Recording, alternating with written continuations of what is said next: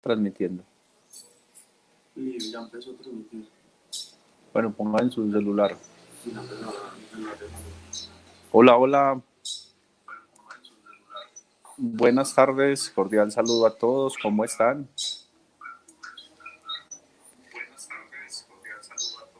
Ya le puede mermar, Daniel. Bueno, bienvenidos a esta tarde, una transmisión por Facebook Live, donde estamos acá conectados por la página de Iguales pero Diversos, en un proceso con la Escuela de Derechos y que hoy nos ubicamos en varios lugares del área metropolitana. Entonces, antes de iniciar, pues les cuento que estábamos Julio, intérprete de lengua de señas, y Giovanni, estamos acá en la zona como nororiental de Medellín, comuna Tres Manrique.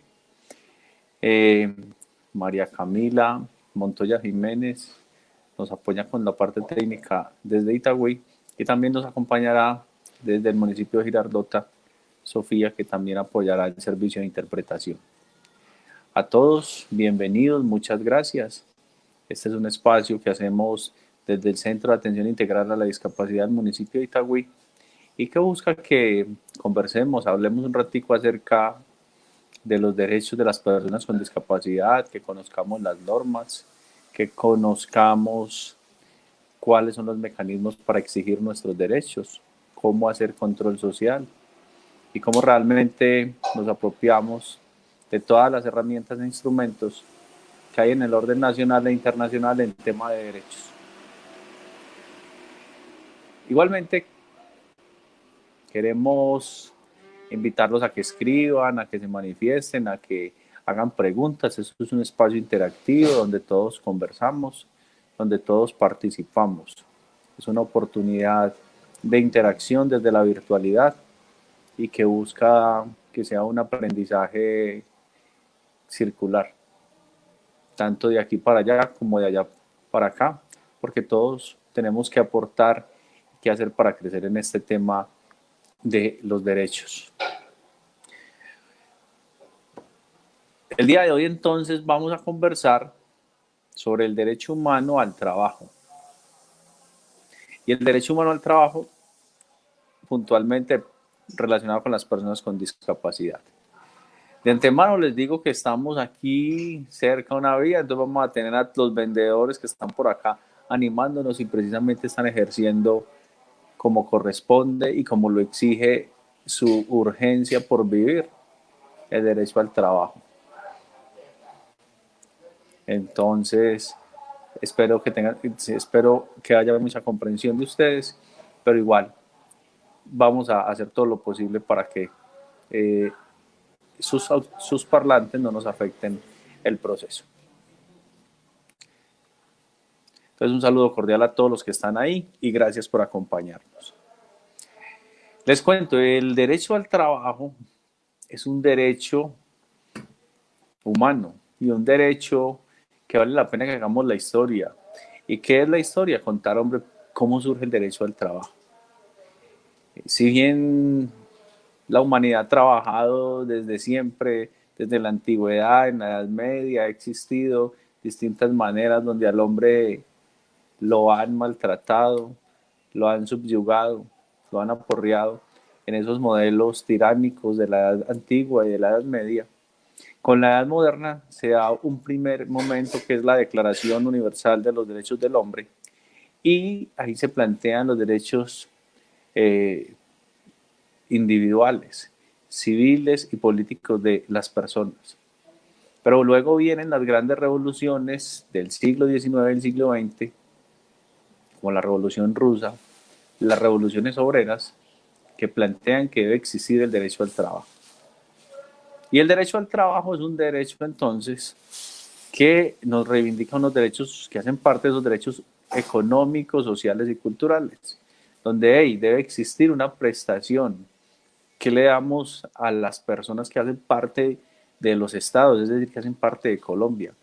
No solamente es decirles, usted es igual ante la ley, usted, yo, todos somos iguales. No. También va más allá.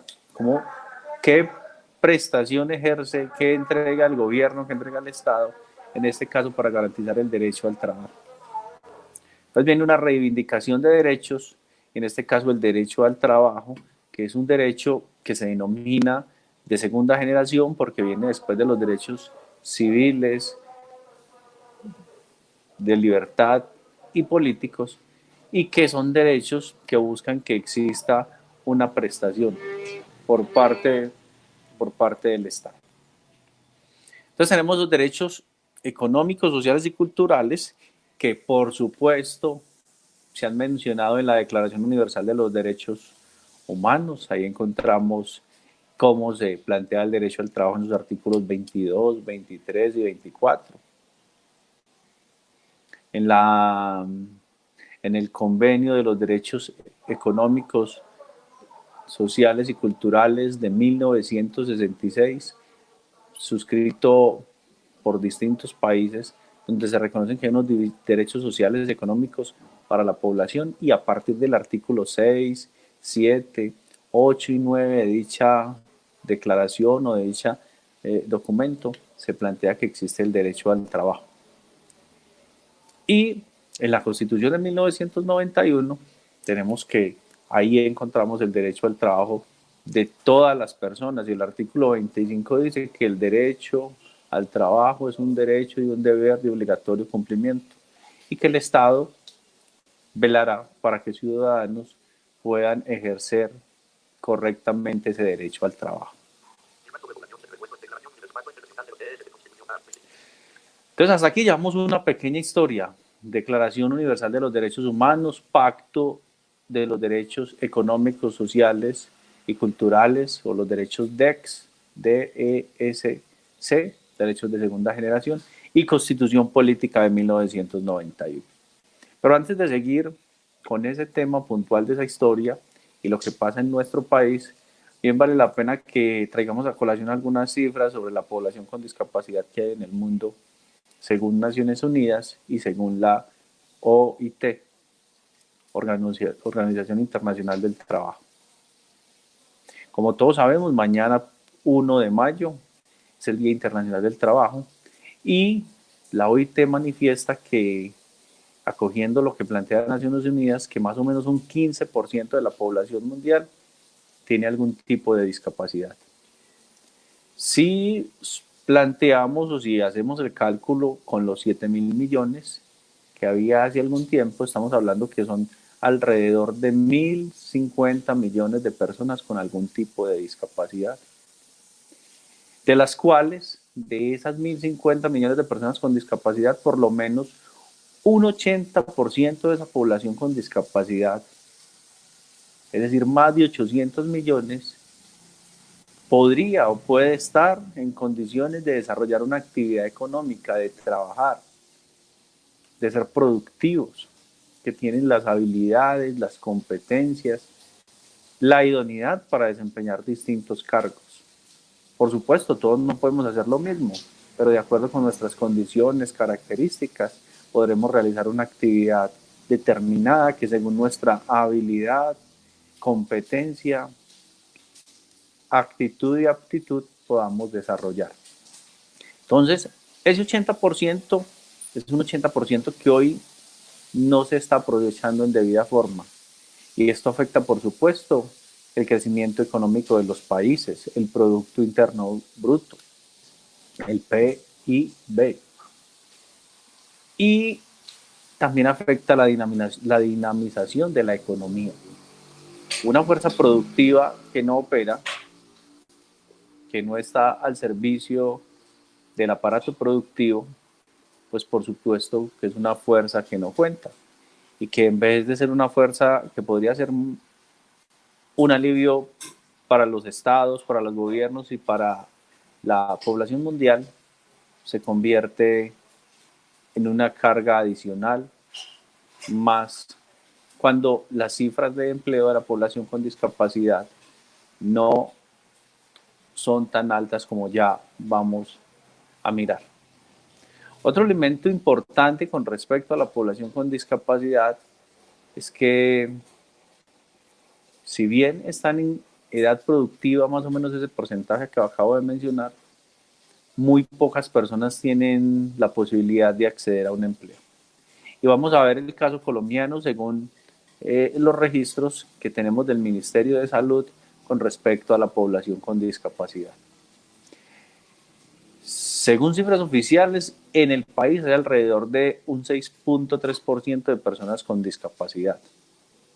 Una cifra que dista mucho de lo que plantea Naciones Unidas y la OIT, que habla que alrededor del 15% de la población tiene algún tipo de discapacidad.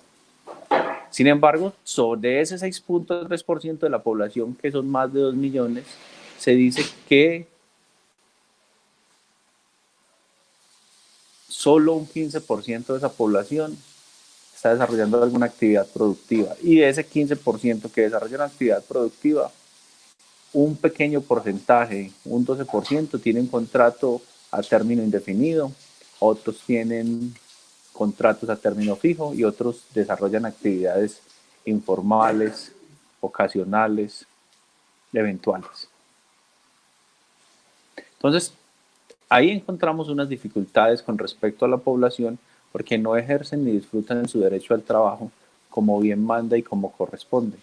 Y esa situación lleva a encontrar que los niveles de pobreza sean mayores, que las oportunidades sean más bajas y que la capacidad potencial que está en la población con discapacidad no se vea reflejada en la fuerza productiva de un país y que se pierda para el Producto Interno Bruto, para el crecimiento económico de nuestro país.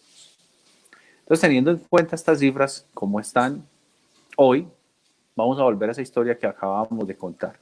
Y habíamos hecho un pare en 1991 con la Constitución Política. Y ahora entonces vamos a contar unas normas que hablan sobre el derecho al trabajo en nuestro país, cómo ha sido ese desarrollo en Colombia desde la Constitución de 1991 hasta hoy 2020.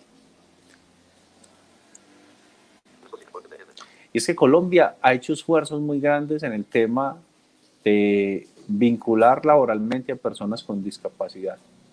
Yo creo que no han sido pocos, sin embargo creo que hay distintas razones como las que mencionábamos, la poca credibilidad en la población con discapacidad, razones de discriminación, de marginación y también situaciones que llevan a que no se crea, a que existan estigmas frente a la capacidad productiva de la población con discapacidad. Y ello conlleva a que no haya una vinculación laboral de un número mayor de personas con discapacidad. Y entonces, Colombia en esos esfuerzos, desde 1997 tiene una primera norma que es la Ley 361. Y la Ley 361 planteaba en un capítulo sobre temas del derecho al trabajo una serie de medidas que buscaban gestionar y generar la vinculación de personas con discapacidad al trabajo. Vamos a mencionar algunas de ellas que resultan bien significativas e importantes. Entonces hay un primer paso ahí que es el sector privado con la norma que va generando espacios para que la población con discapacidad fuese vinculada laboralmente. Entonces, desde el artículo 22 hasta el artículo 34 encontramos varias normas relevantes. Hoy vamos a mencionar básicamente 3 de ellas y nos detendremos puntualmente en el artículo 31 de la ley. Lo primero es que, hombre, dice la ley 361 que hay que promover el empleo de las personas con discapacidad y a aquellos empresarios que tengan vinculadas personas con discapacidad hay que generarles créditos blandos y hay que buscar la manera que en los procesos de selección con el Estado sean preferidos o en casos de paridad se les garantice o se prefieran a estos contratistas al momento de contratar con el Estado. Entonces, desde esa norma de 1997, hay unas reglas establecidas, hay unos parámetros donde le dice créditos más blandos. También con el artículo 26, que nos ameritaría un programa completo, pero que vale la pena que lo comentemos, establece una estabilidad laboral reforzada con respecto a las personas con discapacidad y plantea que la discapacidad no puede ser un motivo para que una persona sea desvinculada de su actividad laboral.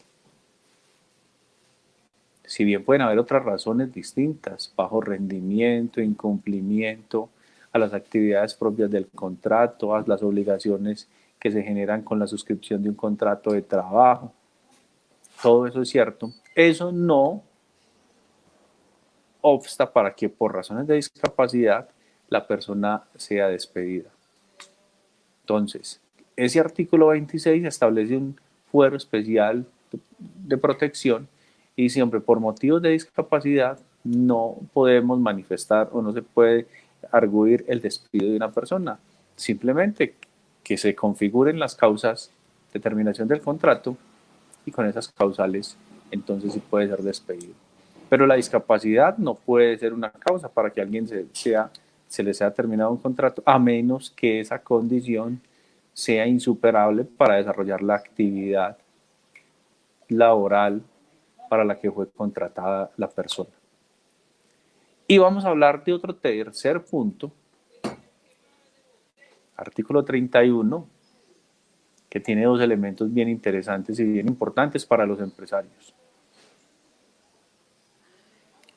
Y dice lo siguiente: es un estímulo a los empresarios, a la empresa privada, que busca precisamente que sea muy atractivo vincular personas con discapacidad, porque cuando hacemos la liquidación del impuesto a la renta, yo como empresario puedo deducirme de ese impuesto el 200% de los salarios, prestaciones sociales que le haya pagado a la persona o a las personas con discapacidad que tengan en mi empresa.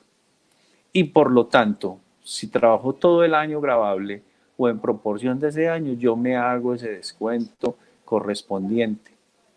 Según cifras de pacto de productividad, más o menos una persona que gane un salario mínimo se puede ahorrar la empresa al año 8 millones de pesos. Un poco más del 50-60% de lo que el empleador le paga a ese trabajador. Un trabajador, un salario mínimo, sus prestaciones sociales, seguridad social, alrededor de 1.700.000, 800.000 mensuales. En un año son 17, 18 millones. Y ya el empleador, cuando haga su declaración de renta y se descuente ese porcentaje del 200%, se está ahorrando ese dinero. Pero además, no solamente que se está ahorrando ese dinero, está generando que una persona con discapacidad sea productiva, que mejore su calidad de vida, que tenga la oportunidad de estudiar, de adquirir los bienes necesarios para su subsistencia, para mejorar su calidad de vida. Y adicionalmente a ello, pues que también es otra persona que va a aportar y va a pagar impuestos como lo hace todo el mundo, como lo hacemos todos. Entonces dejamos de ser simplemente sujetos que estamos acá y que sí hay unas prestaciones por parte del Estado, a también ser corresponsables. Trabajo y también aporto y también retribuyo y también tributo. Entonces es un detalle muy importante. Y un segundo elemento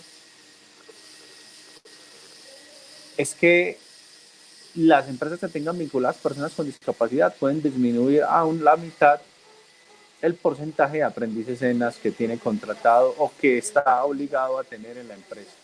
Solo hay un detalle, que es el porcentaje de pérdida de discapacidad según esta ley, tiene que estar por encima del 25%. Si bien la discapacidad no se mide por porcentajes, lo que se mide por porcentaje es la pérdida de capacidad laboral, que va desde 1, 50 hasta 99 y que nos plantea que un 25% más. Pero desde esta ley plantean el 25% en adelante.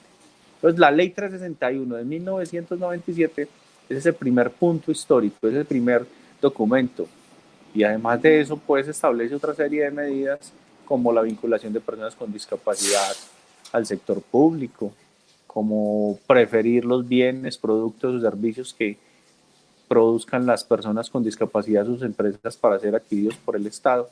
Pero puntualmente yo creo que lo más significativo y en tema tributario y que es muy atractivo para los empresarios es esta exención o del 200% en el impuesto a la renta que anualmente se hace.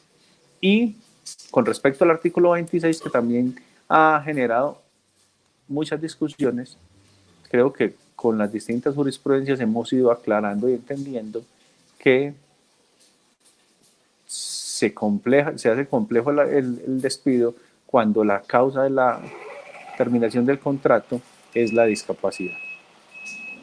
Entonces hasta aquí vamos con la ley 361, pero antes de continuar vamos a hacer un pequeño receso para que haya un cambio de intérprete y para que demos paso a Sofía, que no está acá conmigo, pero que también está conectada. Vamos a mirar un poquito de paciencia. Sin embargo, si mientras que hacemos el relevo hay algún comentario, pregunta. Leo lo que dice Nancy. Sí, Nancy Vargas dice, saludos desde México. Saludos a Nancy, muchas gracias por estar conectada desde México. Dice, hola abogados, mirar, entender, discapacidad. Hola David, mucho gusto saludarte. María Luz Acosta, hola Giovanni Vázquez, saludo caluroso. Saludos a María Luz también. Y Yomaira Gómez dice, Giovanni, saludos, una empresa privada con 100 empleados debe tener ¿cuántas personas con discapacidad? Bueno, perfecto. Yomaira, muchas gracias por esa pregunta. Pero no se conecta, ella para, no le quiere abrir. No, pero acá sí se conectó. Ella ya, sí. Sino que si lo que tú le envío llega un poco lento. Vamos atrasados. Estamos atrasados. ¿Cuántas personas hay conectadas ahí, Daniel? 20 personas están conectadas. Bueno, entonces Sofía ya está ahí, ¿cierto? Sí. Bueno, entonces bienvenida Sofía, muchas gracias a todos los que están conectados. Y Yomaira, esa pregunta es muy importante.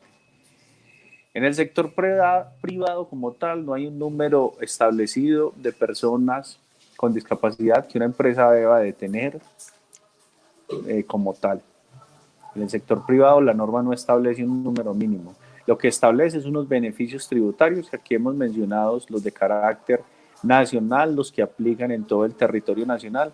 Algunos municipios del país tienen otras exenciones tributarias o otros beneficios, pero a nivel país planteamos este beneficio. Entonces, si tienes 100 empleados, si tienes 10, 20, 30 empleados, pues a mayor número de personas con discapacidad que se tengan vinculados o vinculadas en esa empresa.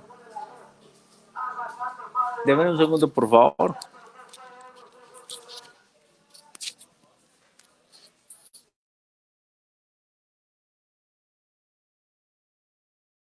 Con discapacidad que tengamos vinculadas en nuestra empresa, pues mayor será el beneficio.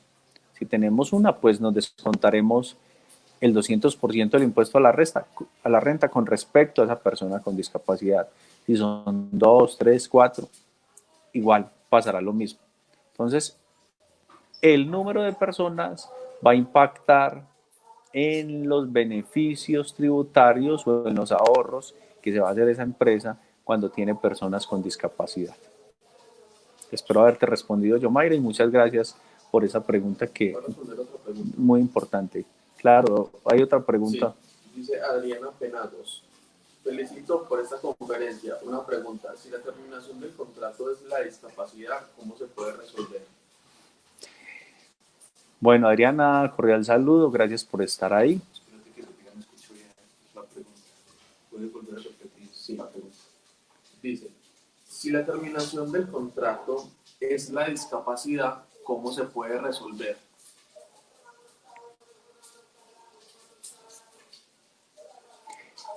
Bueno, entonces en el caso que se termine un contrato por razones de discapacidad, existe, dijimos hace un rato, una estabilidad laboral reforzada un fuero de protección para esa persona con discapacidad. Y ahí debe intervenir la oficina del trabajo a través de sus inspectores. Y debe ver un inspector que verifique cuáles son las causas del despido.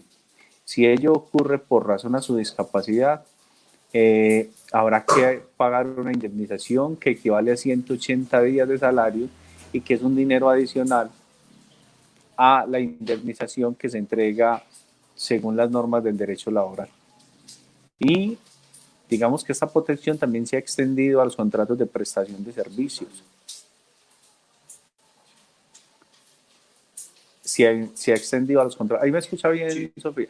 A los contratos. No, no estoy escuchando, se perdió habla yo, por favor. A los contratos de prestación de servicios profesionales, y en algunos casos uno podrá alegar esa estabilidad laboral reforzada por medio de acción de tutela, y a través de esa acción de tutela yo puedo solicitarle a un juez que me proteja mi derecho al trabajo, porque seguramente ocurrieron situaciones donde por motivos de discapacidad fue desvinculado del trabajo. Entonces, puntualmente, ¿qué ocurre? Existe la desvinculación, tiene que haber una verificación de los inspectores de trabajo, constatar que el despido, la causa es una de las que establece el Código Sustantivo del Trabajo. De lo contrario, si es por temas de discapacidad, podrá haber lugar a una sanción económica de 180 días de salario, indemnización que trae el artículo 26, o también podría solicitar por medio de acción de tutela que mi derecho al trabajo no sea vulnerado. Solo y solo en el caso que la discapacidad o la condición que tenga la persona sea insuperable para desarrollar la actividad laboral, pues habría que mirar si se reubica en la empresa, si hay lugar a ello, o a ver cómo se termina ese contrato de trabajo. Por eso ahí los inspectores de trabajo juegan un papel bien importante cuando ocurre el despido por esta causa.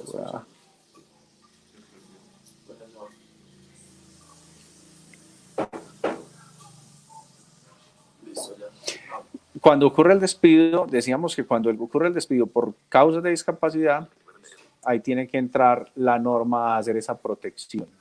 Pero cuando el despido es por las causales configuradas en el Código Sustantivo del Trabajo, pues digamos que ocurre un despido como cualquier otro trabajador, que es la pretensión.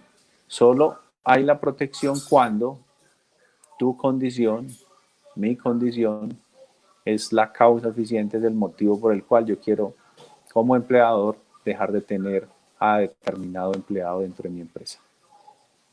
Entonces, Ley 361. Vamos a hacer un salto en el tiempo y nos vamos a venir a la Convención sobre los Derechos de las Personas con Discapacidad, pero la vamos a trabajar en llave, en conexión con la Ley 1618 de 2013.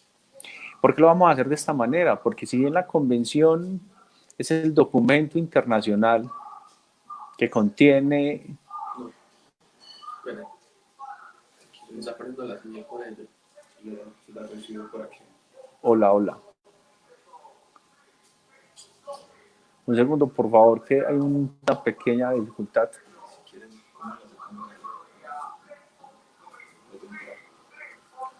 ¿Hay alguna pregunta mientras tanto, Daniel? ¿Algún comentario? Sí. Mientras que resolvemos el tema técnico con los intérpretes, les solicitamos a todos mucha comprensión, paciencia, que estamos tratando de ajustar el tema de los intérpretes. Bueno, ya Julia está acá. Sí, hay varias. Dice Nancy. Bueno, mientras tanto lo invito a comer helado virtual de los que están pasando a vender por acá. No sé si alcanzan a escuchar allá en el fondo, pero bueno. Dice Nancy, ¿qué nos dice Nancy? Dice, en Colombia, ¿quién mide la capacidad productiva? ¿Hay parámetros de cómo hacerlo en la legislación? Nancy, en Colombia venimos trabajando en ese proceso, pero en Colombia hay digamos, dos asuntos que han generado cierta confusión, pero que si bien parten desde el mismo presupuesto, tienen alcances y propósitos distintos. Y me voy a explicar de la siguiente manera. En Colombia y en todas partes hemos definido que la discapacidad ocurre cuando cualquier persona tiene una deficiencia permanente en el tiempo, que al interactuar con el entorno encuentra barreras y eso le impide la participación. Entonces, lo primero que tenemos que saber es que hay una persona que tiene alguna deficiencia física, visual, auditiva, intelectual o psicosocial. Y esa deficiencia es la que se entra a medir, y en Colombia, a partir de esa deficiencia, se están haciendo dos valoraciones. Una, para medir la pérdida de capacidad laboral, que se hace a través de una entidad que se llama la Junta de Calificación, que ellos determinan según esa deficiencia que tenga, bien sea porque nací con ella, porque la adquirí a una edad temprana, porque la adquirí dentro de mi desarrollo laboral, o bien sea porque la adquirí en cualquier otro momento.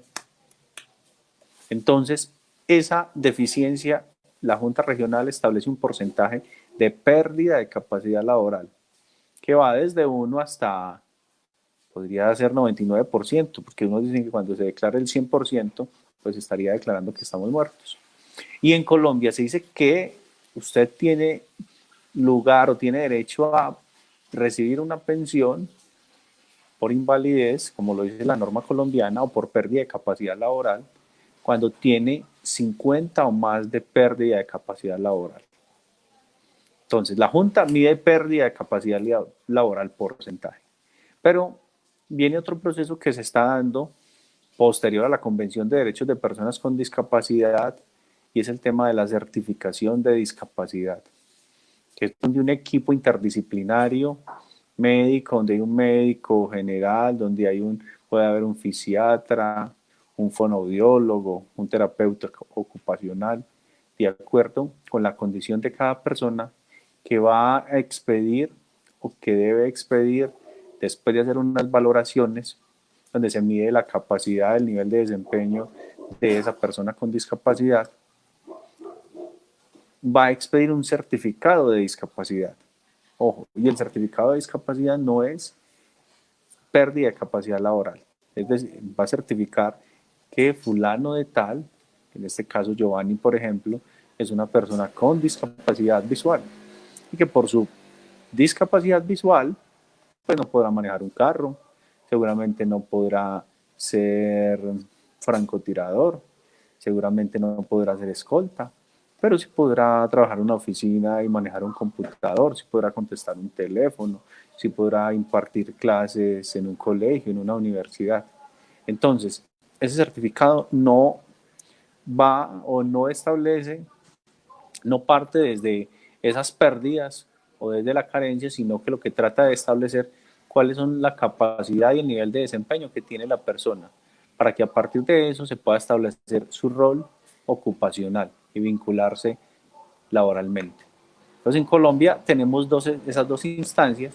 Esa segunda que estoy mencionando, pues si bien está en ese proceso de volver a empezar y se supone, pues se supondría, igual estamos en este tema de contingencia, que ahorita a partir de junio debe empezar a funcionar el tema de la certificación, con una responsabilidad para las secretarías locales de salud, establecer los recursos y las maneras y las IPS que van a estar encargados de establecer este procedimiento.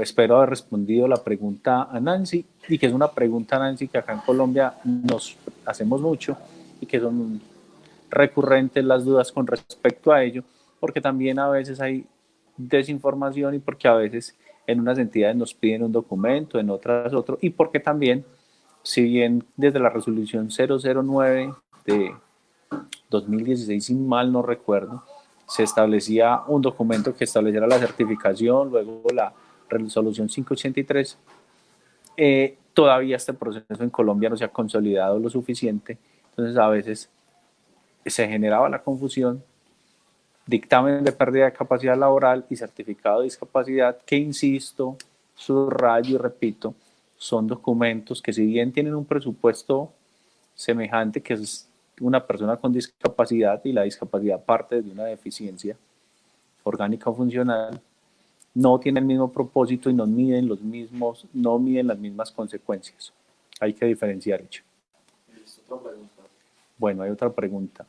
Álvarez Lorena dice, hola Joa, ¿qué profesionales están alabados en Colombia para realizar la preparación prelaboral o se debe tener una certificación personal natural o empresa?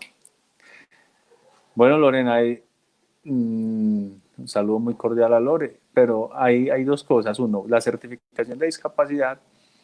El Ministerio de Salud ha realizado capacitaciones y también el SENA, donde distintos profesionales de la salud ya se han certificado o ya han hecho los procesos de aprestamiento para realizar la certificación de discapacidad. Si en esa línea, Lorena, pues sé que el año pasado hubo varios cursos y ya hay varios profesionales que hoy tienen las condiciones, están avalados para estar en las IPS prestando este servicio. Y en cuanto al tema ocupacional, pues los terapeutas ocupacionales suelen realizar esta actividad. No sé si haya alguna entidad que haga otras valoraciones o que hagan otros cursos que permitan que uno tenga esa capacidad para hacer ese tipo de valoraciones ocupacionales. Listo. Vanessa Martínez Tobón pregunta, más allá de la norma que da una buena base para garantizar los derechos, ¿qué estrategias podemos generar para cambiar los imaginarios sobre la competencia de la población con discapacidad y las herramientas para poderlo garantizar? Un saludo muy cordial a Vanessa. Muchas gracias por estar acá. Vanessa, más allá de la norma, yo creo que tiene que ser un asunto de doble vía, tanto desde la población con discapacidad, de las familias y del sector productivo. Primero, para que el sector productivo se dé la oportunidad de conocer y de identificar los valores, las capacidades, las habilidades que tiene la población con discapacidad. Y eso va a permitir que nos liberemos de esos prejuicios, de que no se puede, de que no es capaz y de que realmente sí puede estar ahí, porque en la medida que el empresario tenga una persona con discapacidad en su planta laboral, en su planta de empleados, va a ser una manera de mostrarle, de contarle a sus otros empleados, a los otros empresarios, que efectivamente esa persona sí es apta, sí cumple para estar desempeñando esas actividades. Y desde la familia es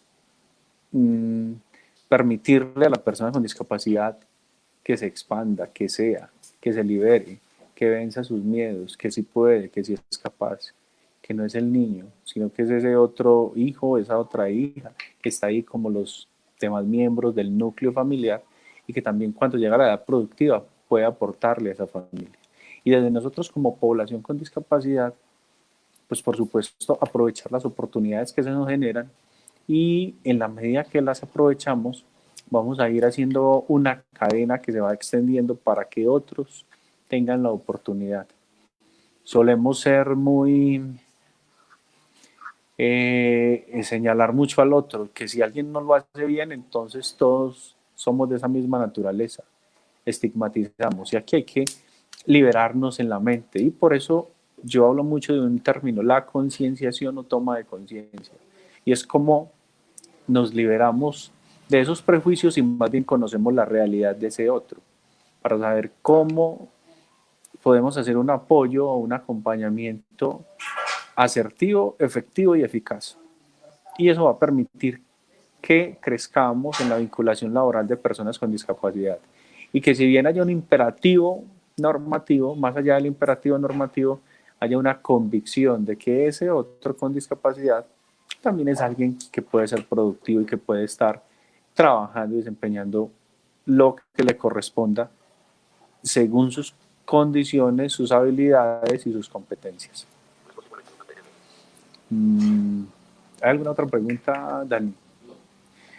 Bueno, entonces iba a hablar de la ley 1618 junto con la Convención de Derechos.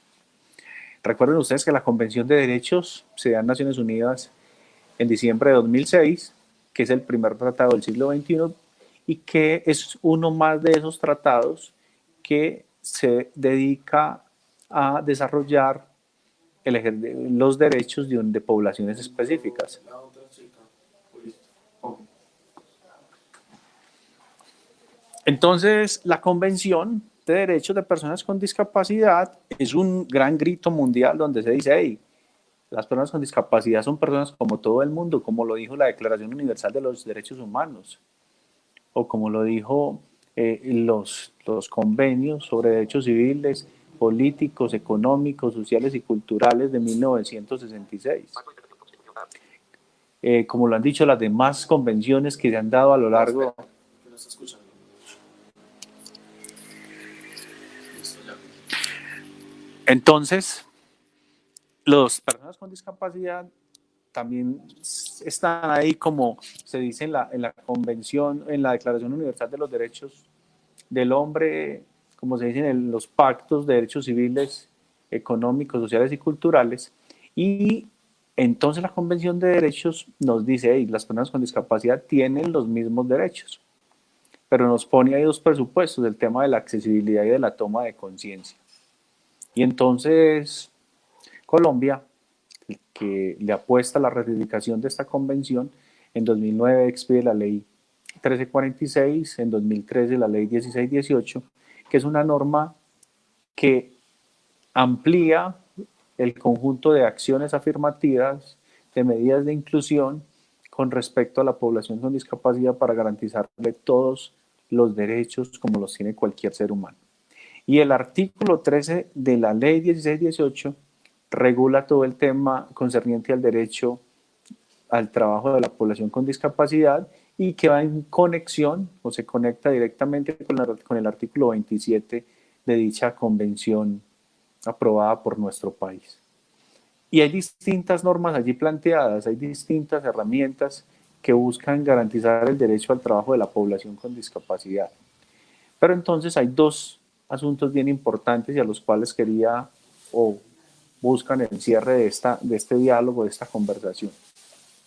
Y es que dice, hombre, hay que adoptar medidas para que las empresas que contratan con el Estado tengan unos estímulos cuando tienen personas con discapacidad en sus plantas de empleados. Y dos, establece y le dice expresamente, las entidades públicas tendrán que tener un porcentaje de personas con discapacidad vinculadas laboralmente. Eso fue un logro muy, pero muy importante, que ya las normas dijeran, y una norma de carácter estatutario, porque la ley 1618 es una ley que regula, reglamenta derechos fundamentales, en este caso derechos fundamentales de personas con discapacidad y el derecho al trabajo. Si bien es un derecho económico y social, es un derecho fundamental, es un derecho directo, de eficacia directa y que disfrutamos todos los seres humanos de manera inmediata. Entonces, viene la norma, pasan 1, 2, 3, 4 años y el 30 de noviembre de 2017 se expide el decreto 2011 de 2017. Y ese decreto 2011 reglamenta la ley 1618, artículo 13 y el literal F del numeral 2, si mal no recuerdo, y entonces nos dice, vea hombre, todas las entidades públicas del orden nacional, departamental, distrital, municipal, centrales, descentralizadas, establecimientos públicos, autónomas, empresas industriales y comerciales del Estado, todas las distintas entidades del Estado deben vincular personas con discapacidad, pero vincular laboralmente, contrato de trabajo, una provisionalidad, con todas sus prestaciones sociales, con todas sus garantías constitucionales, con todas sus garantías legales y con las garantías que se tenga dentro de cada una de esas entidades, porque cada una de esas entidades a veces tiene unos beneficios extralegales establecidos con antelación. ¿qué hace ese decreto? Dice, señores, a partir al 2019, al 2023 y al 2027 vamos a hacer unos cortes. Y cada uno de esos años tendremos que mirar los porcentajes de vinculación laboral, cómo van, según el número de trabajadores que tenga la empresa.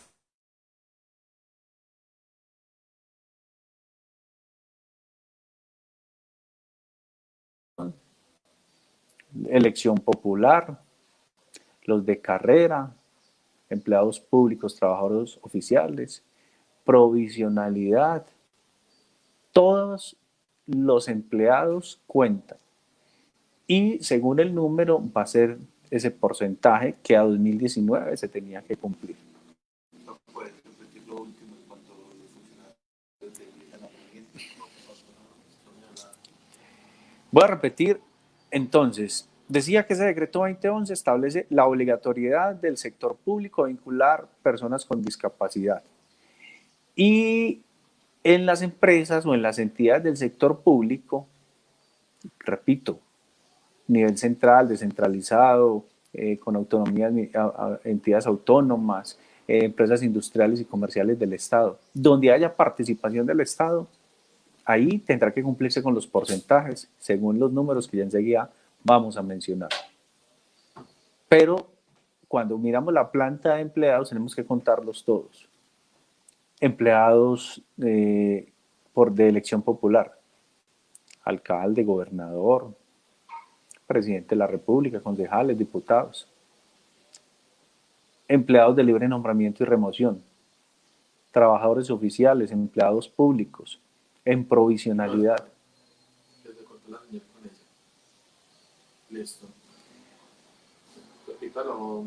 Entonces, libre nombramiento y remoción, trabajadores oficiales, empleados públicos, en provisionalidad, en carrera, la planta de empleados de la entidad pública se suma para saber cuánto es el número que tiene.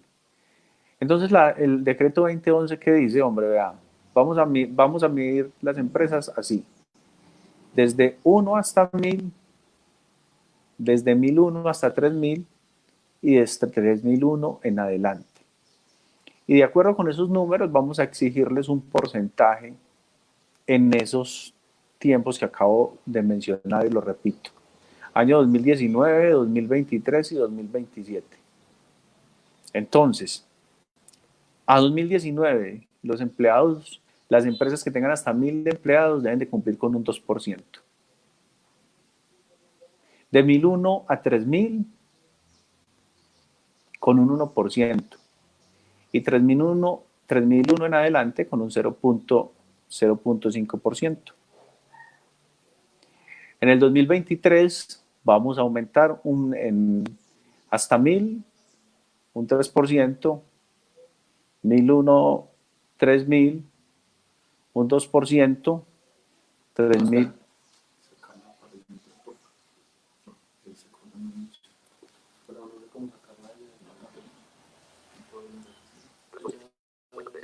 Sí, muchachos, un segundito, por favor, resolvemos acá con el tema de la interpretación. No sé si hay alguna pregunta, Daniel, por ahí.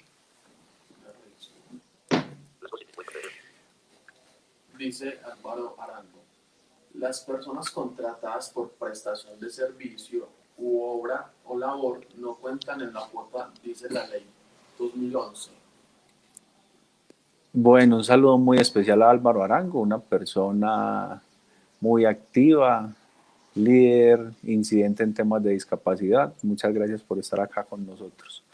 Álvaro, hay que distinguir el contrato de trabajo del contrato de prestación de servicios. Un contrato de prestación de servicios no puede contar porque lo que trata y lo que busca esta norma es que se vinculen laboralmente personas con discapacidad con todas las garantías legales. Un salario, unas prestaciones sociales que implican pago de cesantías, prima de servicios, intereses de las cesantías, si hay primas extralegales o bonificaciones también ese pago, un descanso remunerado que se denomina vacaciones, entonces un pago de seguridad social como cualquier otro empleado, que es muy distinto a los honorarios que recibe un contratista que no tiene una vinculación laboral. Entonces el 2011 lo que busca es y lo que exige es que sea un contrato de trabajo con todas las condiciones previstas en la normatividad laboral que tiene nuestro país.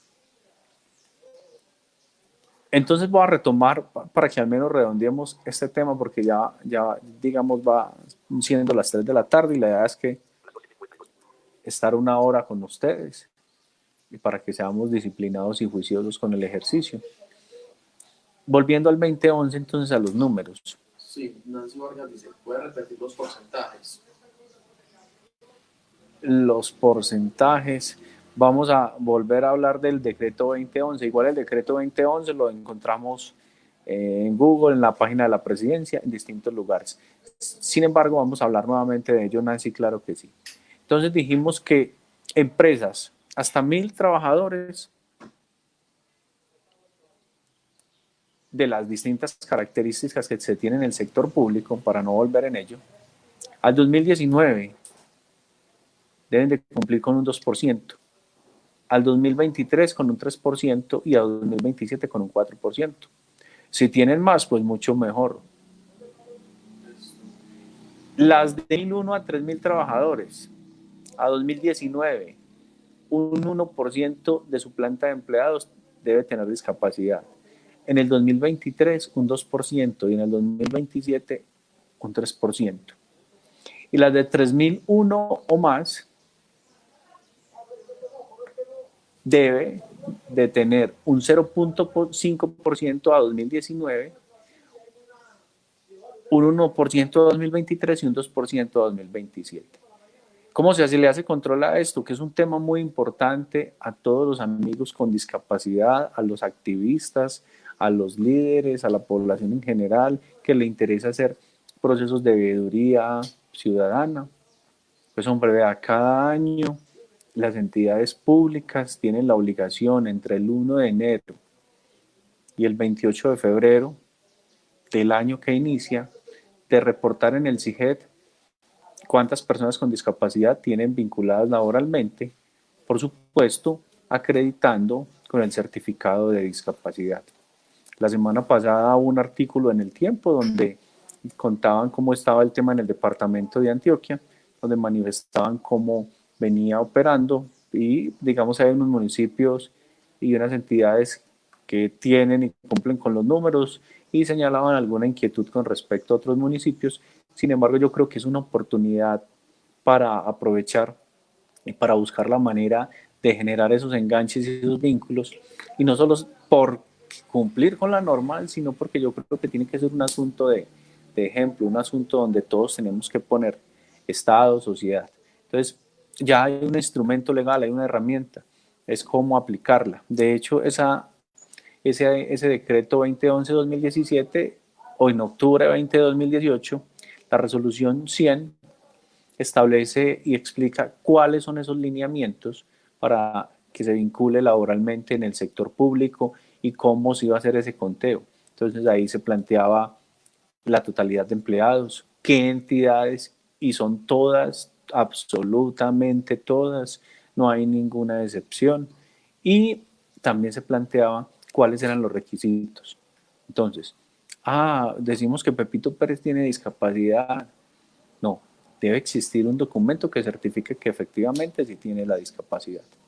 No simplemente es una situación arbitraria o caprichosa del nominador, sino que realmente la persona sí viva con esa condición de discapacidad y se haga parte de la empresa.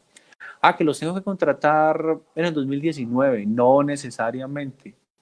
Puede que ya estuvieran trabajando, y si están trabajando, simplemente es tenerlos identificados y publicar y notificar en el CIGED que ahí están las personas con discapacidad vinculadas y que yo estoy cumpliendo con ese porcentaje mínimo. Que si tengo más que, no, pues mucho mejor que hayan más del número que se exige. Siempre la idea es ir de manera progresiva. La acción afirmativa que establece este decreto que busca equiparar y equilibrar las condiciones de las personas con discapacidad para llegar a un nivel de igualdad material con respecto al resto de la población,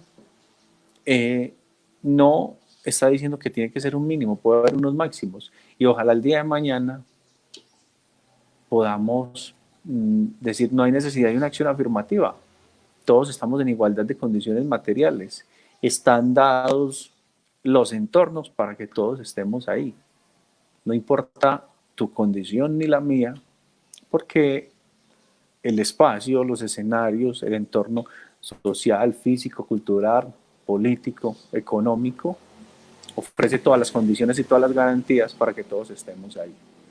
Pero como eso no ocurre hoy, como hemos sido un colectivo, una población históricamente marginada, hay que establecer unas medidas de protección, unas medidas de acciones afirmativas que garanticen esos derechos. Y finalmente quiero hablarles del decreto 382 de 2018.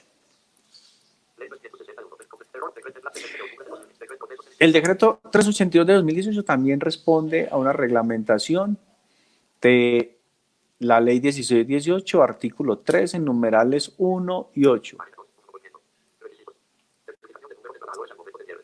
Y es que plantea, hombre, hay que estimular al sector privado para que también vincule personas con discapacidad.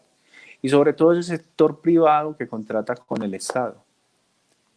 El Estado colombiano entrega muchas obras a través de licitación o muchos procesos contractuales a través de licitación y concurso de méritos. Entonces el decreto 382 que dice, hombre, vamos a darle un punto más, un 1% a aquellos contratistas o aquellos oferentes que se presenten a concursar y dentro de la planta de sus empleados certifiquen que tienen personas con discapacidad contratadas mediante contratos de trabajo, es decir, una vinculación laboral. No es que yo tengo a fulano por contrato de prestación de servicios, no, vinculación laboral. Sí, hay una pregunta. Sí. Dice Mayra Alejandra Güell, dice, hay una ley a la que las personas con epilepsia puedan apelar a no tener oportunidad laboral, pues en una hoja de vida no se podría poner esto porque no te contratan. Y si al contratarte te da una crisis, te sacan con cualquier excusa. ¿Cómo no haces parte de la comunidad con discapacidad? No hay algo que te proteja. Bueno, lo primero que tengo, un saludo a Mayra, gusto que esté con nosotros. Mayra, yo creo que ninguno cuando estamos diligenciando una hoja de vida debemos decir que tenemos X, Y o Z de discapacidad. Nosotros lo que tenemos que poner allí en nuestras hojas de vida es nuestras habilidades, nuestras competencias, nuestros conocimientos, y un empleador nos debe contratar a nosotros es por lo que cada uno podemos aportar, por lo que somos en cuanto a capacidad, en cuanto a competencias, en cuanto a idoneidad para desarrollar las actividades. La epilepsia, pues habrá que mirar qué tipo de epilepsia hay. Yo no soy pues el experto acá, pero sé que hay algunas epilepsias que sí generan discapacidad. Y si yo estoy vinculado laboralmente, o si tú estás vinculada laboralmente, estás cumpliendo con tu labor, el hecho de que tengas un episodio epiléptico no tiene por qué dar lugar a la terminación del contrato. Es una condición que hay que conversar, coexistir con ella y buscar canales para que eso no afecte la vida laboral de la persona. Y llegado el caso, si ocurriere que el despido fuese por esa causa, habría que mirar qué acciones judiciales y constitucionales, en este caso si procede una acción de tutela, para garantizar ese derecho al trabajo por esa condición. Pero también las agencias de empleo, Mayra, con FENALCO, con FAMA en Medellín y en el área metropolitana y en todo Colombia, tienen programas para que las personas con discapacidad se acerquen, diligencien sus hojas de vida, quede evidenciada la condición de discapacidad, porque también desde allí se generan muchas ofertas de empleo, y esas ofertas de empleo de entrada ya las empresas tienen unos perfiles y ya saben qué tipo de personas,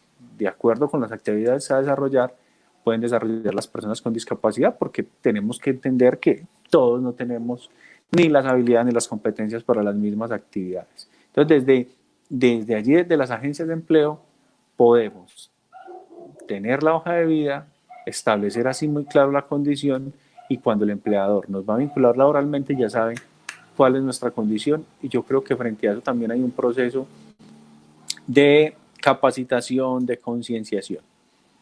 Entonces ahí tenemos esas dos alternativas y habría que mirar puntualmente, Mayra, cómo resolverse en el caso puntual tuyo. Entonces, decía con el decreto 382 que busca estimular en los que contratan con el Estado que cuando se presenten a procesos de licitaciones o de concurso de méritos se les va a dar un punto adicional, o en caso de paridad se les va a preferir cuando certifiquen una declaración juramentada del representante legal o de la persona natural que va a contratar o del revisor fiscal que tiene vinculadas personas con discapacidad. Y cuando efectivamente la dependencia del Ministerio del Trabajo certifica y verifica que sí, que hay personas con discapacidad que están con todas las garantías y con todas las prerrogativas que establece la norma laboral vinculadas en esa empresa, y se certifica que sí se tiene la discapacidad con el certificado expedido por, en este caso, pues por las EPS. Entonces, cuando se vincula laboralmente a la persona con discapacidad y está ahí, y la empresa es beneficiada, tiene ese punto adicional y puede obtener ese triunfo que a veces se define por mínimo. Si ese mínimo, entonces puede estar dado por la población con discapacidad. ¿Cuáles son las obligaciones? No es contratar mientras me gane el contrato. No, debe mantenerse a la población con discapacidad mientras dure la ejecución del contrato de obra o de suministro o lo que se haya, el bien, producto o servicio que se haya contratado con el Estado. Y para eso los supervisores de los contratos tienen que estar verificando que la población con discapacidad y que dio ese punto adicional esté dentro de la planta de empleados. Ojo, planta de empleados, contrato de trabajo, no contrato de prestación de servicios de las personas con discapacidad que hagan parte de esa empresa. ¿Cómo se manejan los porcentajes? Pues ese decreto establece unos números también. Entonces dice, pues que creo yo que son cifras que para empezar están bien, creo que podrían seguirse incrementando. Entonces dice que de 1 hasta 30, una persona con discapacidad. 31 hasta 100, 2. 101 hasta 150, 3. 151 hasta 204. Y de 201 en adelante, 5 personas con discapacidad. Entonces, esto era lo que quería contarles hoy, grosso modo. Eso es un tema que cada elemento lo podemos conversar muchísimo más.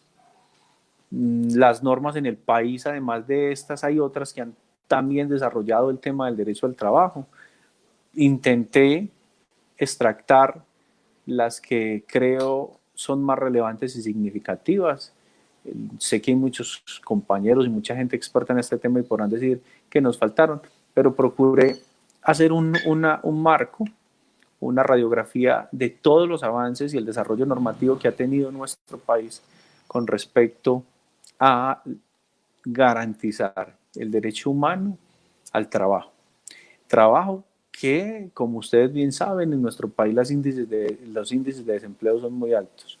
Y con respecto a la población con discapacidad, pues por supuesto son mayores, son muchísimo más altos que los mencionábamos al principio de nuestra transmisión. No, antes de finalizar, Dani, no sé si hayan más preguntas, comentarios. Bueno, se me fue aquí el asistente. Entonces, quisiera darle las gracias a todos. Hay preguntas, comentarios. ¿Cuánta gente está conectada? Bueno, a todos, darle las gracias por estar acá con nosotros. Este es un ejercicio que hacemos con todo el gusto, con todo el esfuerzo desde el Centro de Atención Integral a la Discapacidad del municipio de Itagüí. la Escuela de Derechos virtual. Es una con el apoyo de la página Iguales pero Diversos. Agradecerle a María Camila y a Carolina Montoya, agradecerle a Sofía y a Julio que nos apoyaron en el servicio de interpretación y por supuesto a cada uno de ustedes que han dedicado un tiempo para estar acá con nosotros, para que conversemos, para que sigamos hablando de un tema que nos gusta mucho, que es el tema de la discapacidad y cómo vamos avanzando en el ejercicio efectivo de los derechos y en esa consecución de la igualdad material.